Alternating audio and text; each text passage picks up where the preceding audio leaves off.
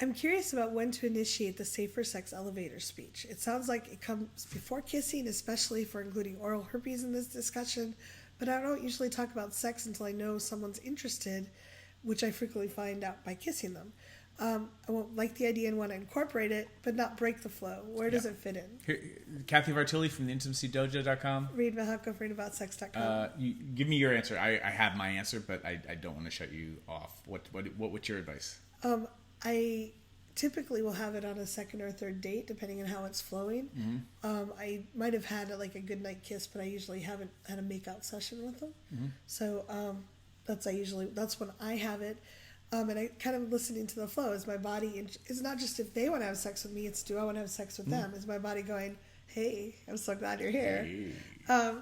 So I listen to that, and sometimes people run away, and that's okay. And sometimes it does break the flow, and it's still okay because I've had the conversation with people I wasn't sure I was going to have sex with, and we had great discussions at the very least. Here's great advice. Here's my advice, and this is my advice probably from now moving forward, because I think it just occurred to me. Just teach it this way, Reid. First, imagine, how would you feel if you'd been making out with somebody and then they told you the next date when you wanted to sleep together that they had oral herpes? I wouldn't be happy about it. Why wouldn't you be happy about it? Because I'll use you as sure. as a stand-in for our sure. listeners. I feel like that should be disclosed, and I get to take a choice. I feel like my choice was taken away. Got it. So now, shake up the Etch-a-Sketch, new drawing. You have oral herpes.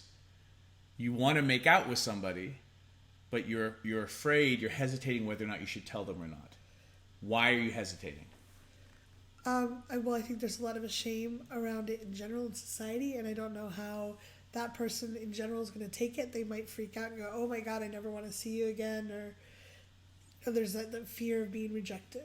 So the situation, if I'm assessing it correctly, is that people tend to not tell people at first, hoping that when they do tell them, they'll be okay with it. Yeah, the connection will be good enough.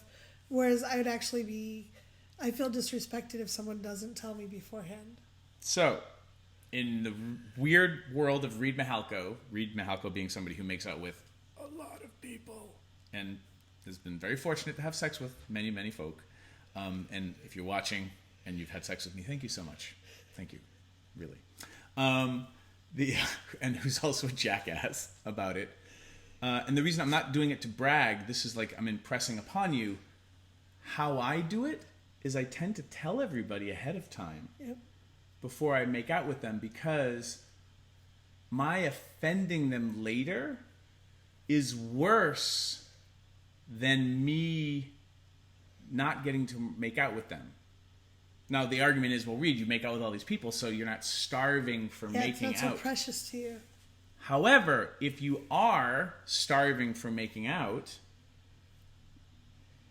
why would you be willing to offend them later or take their choice away? That just feels weird. Now, granted, what I'm saying is, no, tell them that you before you kiss, be like, hey, just so you know, like, I have herpes, and I just want to be respectful. Like, are you okay with us making out? I'm not saying that that's easy to do. I'm saying that that's powerful. And if they can't handle it,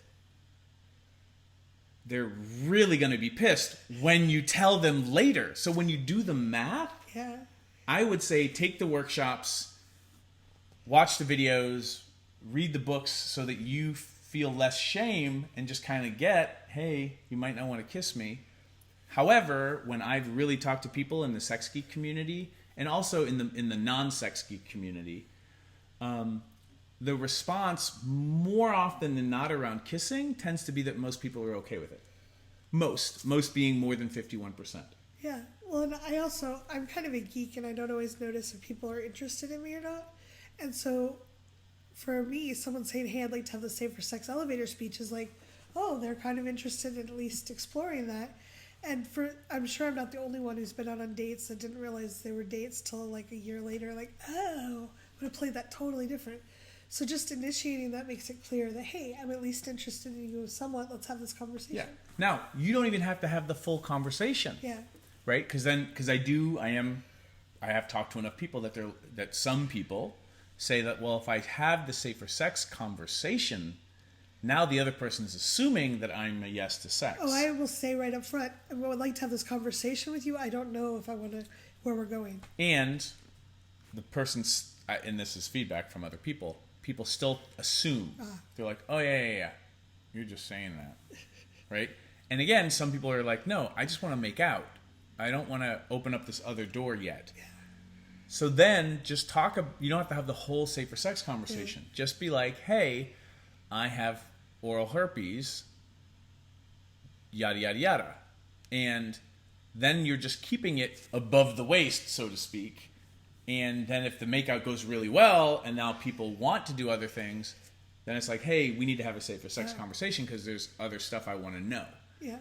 So again, you don't have to have the full elevator speech. You can just let people know, hey, I'm a decent human being who wants to give you information about what you're getting yourself into. And sometimes it's okay to break the flow and see how they handle it so that you know they'll talk about stuff. It's a great assessment technique. But the big piece is, if they're going to be pissed knowing it now, how do you think they're going to react later when you have to tell them? They're going to fucking have a meltdown. So save yourself the headache. The paperwork, the emotional paperwork. I hope that's useful. That's great. Thank you. You're welcome. Leave a comment. Thanks for tuning in, Sex Geek. If you would like to continue with the brain sex, do me a favor and click subscribe right here. If you'd like to watch me on social media, that's where you're going to go. Next video, maybe?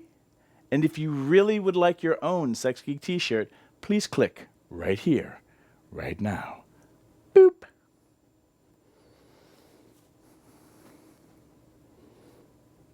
No, really, like...